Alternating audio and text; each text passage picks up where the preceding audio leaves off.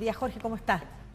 Buenos días, Lucía, gracias por la invitación. Muchas gracias a usted por estar a esta hora conectado, además con toda Latinoamérica a través de D-News, para explicarnos primero, y esto es bien interesante, porque hay algo que está de base en la resistencia al TPP-11 por parte de organizaciones de la sociedad civil en Chile y también de un grupo de parlamentarios, y lo podríamos vincular a una resistencia que no tiene posición ideológica política en particular, no está radicado ni en la izquierda ni en la derecha. Recordemos que Donald Trump, por ejemplo, también era opositor a este tratado, porque surge entonces esta discrepancia con lo que antes era prácticamente de consenso unánime, la idea de avanzar en acuerdos comerciales como algo positivo. A ver, yo creo, Lucía, que las críticas al TPP-11 más bien se basaban en falsedades y mitos. De hecho, en el pasado se decía que el TPP iba a expropiar las semillas, que iba a afectar los derechos laborales de los pueblos originarios, el acceso a Internet y medicamentos. Y curiosamente ya nadie habla de esas críticas y se renovaron esos mitos hablando de la soberanía y de la poca conveniencia de firmarlo, dado que teníamos acuerdos bilaterales. Pienso que algunos hechos políticos en Chile, como el resultado del plebiscito y la necesidad de reactivar la economía, que se proyecta muy compleja para el 2023, generaron un escenario más favorable políticamente para el TPP-11 y se refleja en la votación de ayer en el Senado, donde el 70% de los presentes votaron a favor. Creo que este es un acuerdo clave para Chile, para su profundización en el Asia-Pacífico, que es el centro de gravedad económico hoy día a nivel mundial, y podremos conversar contigo más detalles del acuerdo y lo que viene hacia adelante. Sí, quiero conversar más detalles, pero antes quiero detenerme en esta resistencia que hay, usted decía, en base a mitos, falsedades, también a la impugnación respecto del tema de la soberanía. Podríamos ahondar en eso, pero además basándonos también en algo que usted me comentó en otra conversación que tuvimos la oportunidad de tener aquí en Chile y que tiene que ver con las resistencias a los acuerdos comerciales o a la globalización, los movimientos antiglobalistas que surgen a partir del año 2008. A mí me parece interesante conocer desde dónde se empieza a gestar la idea de impugnar los tratados comerciales, la globalización, la importancia de las relaciones abiertas. Efectivamente, Lucía, lo conversamos en otro programa, tuvimos un periodo en la historia del mundo entre el año 80 y el 2008 de una importante liberalización de los mercados, apertura comercial, mega acuerdos de libre comercio, y el 2008 tenemos la crisis financiera o subprime que tuvo un impacto en la economía real muy importante y que comienza a emerger estos movimientos antiglobalización, que son básicamente grupos que se sentían postergados de lo que ha sido el comercio global y que tiene un resultado en la elección de Estados Unidos, donde el presidente Trump decide a Estados Unidos sacarlo del TPP, en esa época TPP-12, y que creo yo fue un error de política exterior para ese país. En Chile hubo grupos, a mi juicio minoritarios, pero que hicieron mucho ruido y que hoy día se reflejan, podríamos decir, en la coalición de izquierda del gobierno, porque el TPP-11 ha demostrado que hay una grieta, una división entre las dos principales coaliciones del oficialismo y que se muestra no solamente negativa o contraria al TPP-11, que es hoy día un símbolo, sino en general a esta política de inserción a través de los tratados de libre comercio, que a mi modo de ver, para Chile como una economía mediana, ha sido tremendamente beneficioso estos 30 años. Y eso derivó en que la tramitación de este acuerdo ha sido bastante traumática. Recordemos que llevaba 4 años en el Congreso y que habla, Lucía, de la necesidad de comunicar con más fuerza cuáles son los beneficios concretos que derivan de estos tratados de libre comercio en términos de empleo, de mejoras de salarios, de acceder a precios más bajos y de mejor calidad en los productos. Vayamos hacia allá. Vayamos hacia allá, Jorge. A mí me parece importante recoger quizás algunos de los miedos o algunas de las investigaciones. Incluso recordemos que dentro del gobierno hay importantes economistas en términos de preparación, doctorados y otras investigaciones que impugnan los supuestos beneficios que traería la liberalización de la economía o los tratados comerciales para países como el nuestro, ¿no es cierto? Me parece importante saber si usted recoge algunas de esas dudas como válidas y las puede responder acá también. ¿Y cuáles serían esas dudas? Dejando de lado, como usted señala, aquellos mitos, aquellas cosas que son falsas, sino que aquellos argumentos que efectivamente apuntan a que para países como Chile, porque es un país en desarrollo, porque es un país chico, quizás los beneficios no serían tan grandes como las deudas que va generando en la sociedad. Vamos a ver dos temas, Lucía, que estuvieron en el ambiente estas últimas estas últimas semanas. Primero, que el TPP-11 afectaría la soberanía del país. Creo que siempre cuando un país se integra al mundo, cuando forma parte de la globalización, disculpa, Lucía. No se preocupe, por favor. Tome agua. De paso, yo aprovecho de decir Debe que ser la hora.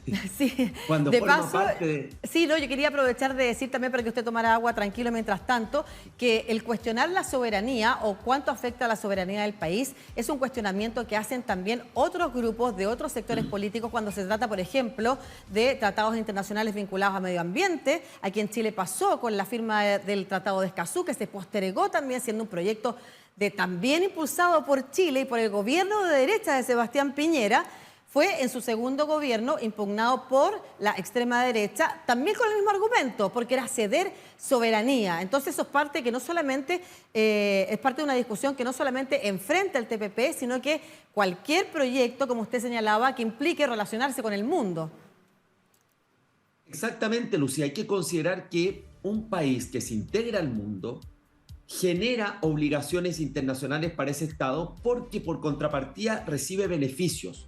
Hay una disposición de los países al momento de integrarse, al momento de firmar acuerdos comerciales de derechos humanos en materia medioambiental, de ceder razonablemente una parte de su soberanía en términos no de no poder tomar sus propias decisiones, sino de generarse una responsabilidad internacional porque adquiere un compromiso. Eso es el ABC de la globalización. Y en específico en el TPP hay un capítulo que señala que expresamente los estados se reservan su facultad de fijar sus propias políticas públicas y regulaciones. Si vemos estos últimos años, Nueva Zelanda, Japón, Singapur, México, que ya tenían vigente el TPP-11, impulsaron reformas muy variadas en materia laboral, de inversión extranjera, de acceso a medicamentos, y en ningún caso fue un obstáculo el TPP. Entonces creo que en este tema se mezclan muchos aspectos que van mucho más allá del TPP. Y el segundo argumento era que el TPP-11 representa beneficios marginales para Chile, dado que ya tenemos acuerdos bilaterales con los otros 10 miembros TPP. Creo que eso también es un error, porque primero, si hay un mejor acceso a cerca de 3.000 productos, especialmente, Lucía, en Vietnam, Canadá y Japón, en productos del mar, productos lácteos y algunos silvoagropecuarios, que no dejan de ser relevantes.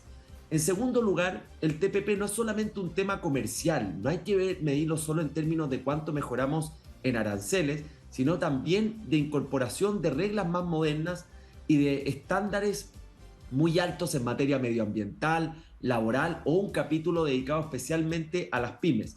Entonces, cuando tú tienes un acuerdo plurilateral, a diferencia de un acuerdo bilateral, tú vas generando una mega zona de libre comercio, que es lo que busca el TPP, en un área que es clave como el Asia-Pacífico. Y finalmente, tienes que considerar que algunos de estos acuerdos bilaterales fueron firmados hace más de una década y la economía ha avanzado aceleradamente y el TPP recoge, por ejemplo, reglas más modernas para promover la exportación de servicios. Entonces, creo que esos dos temas tienen respuestas muy claras en el TPP y bueno tener estos espacios para poder aclararlo. Sí, de hecho, sobre lo último que usted señala, por ejemplo, de la modernidad de este tratado respecto de los otros que podamos tener con estos países, no solamente se amplía la cantidad de productos, servicios y tipo de empresas que pueden acceder, sino que además, como usted bien señalaba, y para mí es importante destacarlo, es un tratado que incorpora materias medioambientales, que incorpora temas de derechos humanos, que incorpora temas de equidad de género, y también aborda un capítulo de pymes, que eso no existe en los otros acuerdos. Fíjese, le quiero preguntar, el alcalde de Valparaíso, ayer en la noche, Jorge Sharp, puso en su cuenta de Twitter: olvídense que el Estado pueda, con nuestro litio, generar baterías de energías para iluminar y calentar hogar de los chilenos y chilenas. por el TPP-11. Yo le pregunté por qué, si podría argumentar lo que señala, no me ha contestado hasta ahora, pero ¿es efectivo que, por ejemplo, el Estado chileno no podrá generar baterías de energía, baterías de litio? En el fondo, ¿no podrá implementar nuevas industrias por culpa del TPP o las restricciones que el TPP ponga? Creo que el alcalde Char está completamente equivocado y que su tuit es totalmente distinto a lo que permitiría el TPP-11, porque para desarrollar la industria del litio y todos los productos que deriven de ella, ¿qué necesitamos? Inversión extranjera. El Estado no se puede hacer cargo por sí mismo de desarrollar la industria del litio, necesita colaboración privada y necesita inversión. Y el TPP-11 justamente crea mayores incentivos y mayor certeza para la inversión extranjera. Cerrar las puertas del país claramente no es la fórmula ni el antídoto para promover industrias tan importantes como la energía verde, y creo que el alcalde más bien se animó, se dejó llevar por un razonamiento ideológico que por un razonamiento lógico de la necesidad de atraer inversión extranjera para desarrollar, en este caso, la industria de la energía limpia. Ya, pero lo que queda claro además que el TPP-11 no prohíbe a los estados generar nuevas industrias.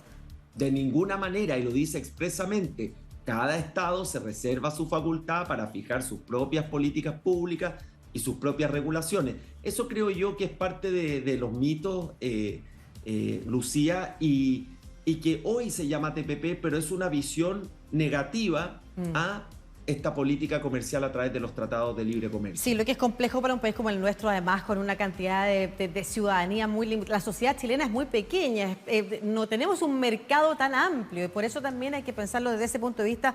¿Cuántas posibilidades se nos abren de diversificar nuestra economía cuando fuera del TPP-11 hay toda una región Asia-Pacífico que además nos permitiría diversificar los mercados, considerando que nuestros fuertes están en China y en Estados Unidos, que además están en esta pelea, ¿no es cierto?, geopolítica, que complica las cosas.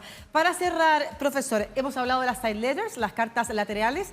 ¿Y por qué lo menciono? Porque el gobierno ayer, a través de la canciller Antonio Rejola, ha señalado que el presidente no depositará, que es el término técnico, una vez que se aprueba en el Senado el TPP-11, no depositará el tratado, que entonces a partir de aquello entraría en vigencia hasta que no sean respondidas las side letters. Esto podría demorar hasta 2 años. Sabemos que Nueva Zelanda lo hizo, es probable que tengamos entonces recíprocamente una respuesta positiva a eso, pero ¿qué implicaría en años complejos como los que se vienen para la economía latinoamericana y en particular para la chilena retrasar la implementación del TPP-11?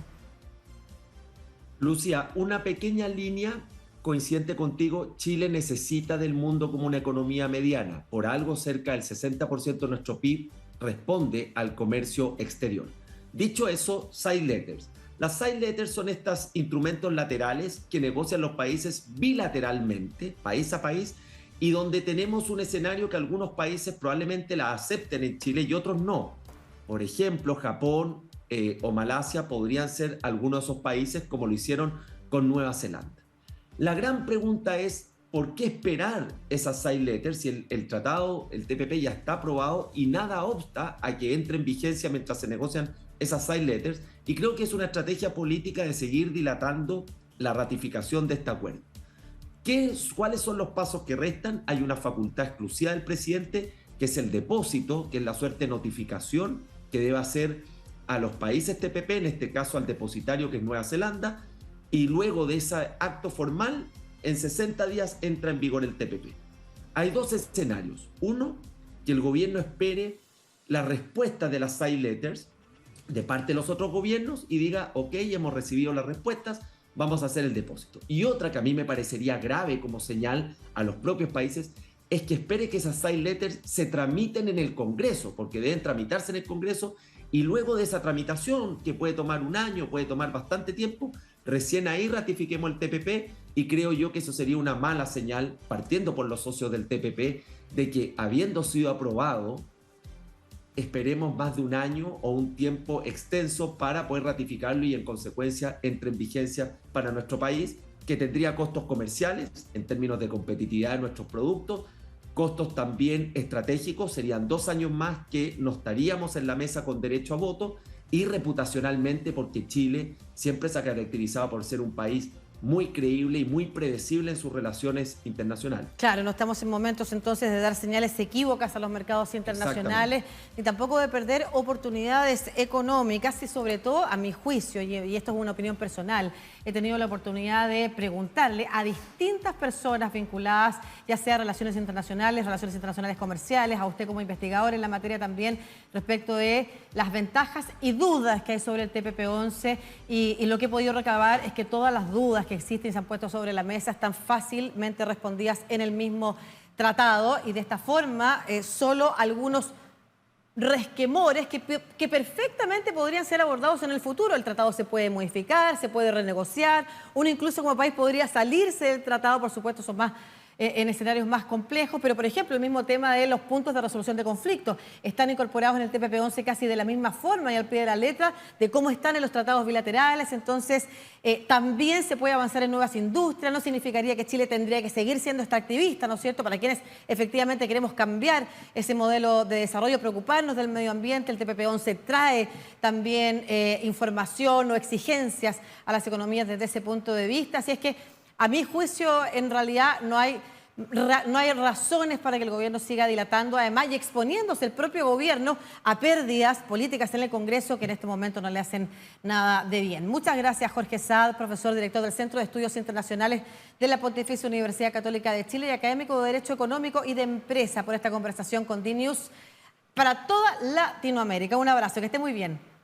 Muchas gracias, Lucía, que tengan un muy buen día. Igualmente.